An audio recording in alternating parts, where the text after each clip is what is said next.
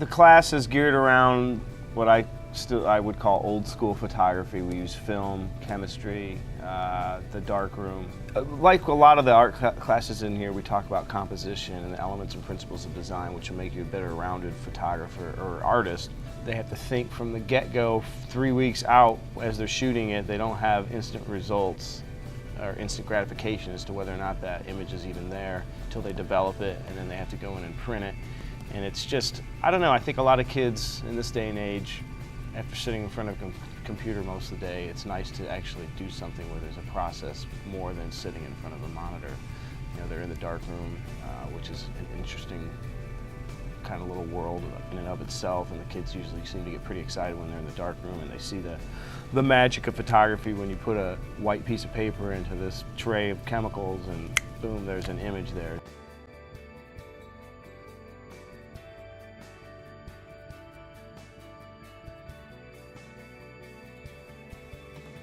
We start out with kind of a brief overview of the history of photography, where it's come from to where we are today. It takes a while to get the kids not only used to their camera and loading the film, but also the functions of the camera.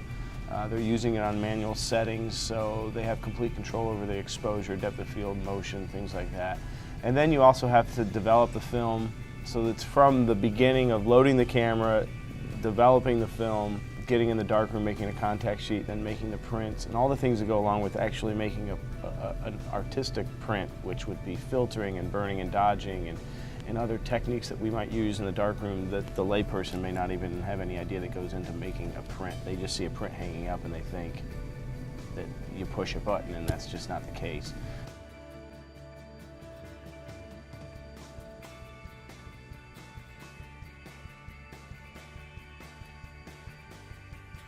Sophomore, junior, and seniors can take the class, and you have to take photo 1 and pass to go to photo 2 and then on independent study.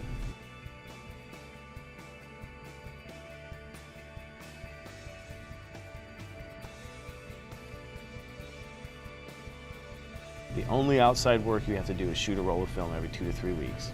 That's it. And if you do that and your stuff is interesting, then the experience in the darkroom is more fun and interesting because you're actually creating stuff that's worth hanging up in your wall or giving to people as a gift or putting in a gallery. A lot of kids that have come to me saying, I didn't think I had an artistic bone in my body until I took photography, and now I see the world differently and I have a passion for photography.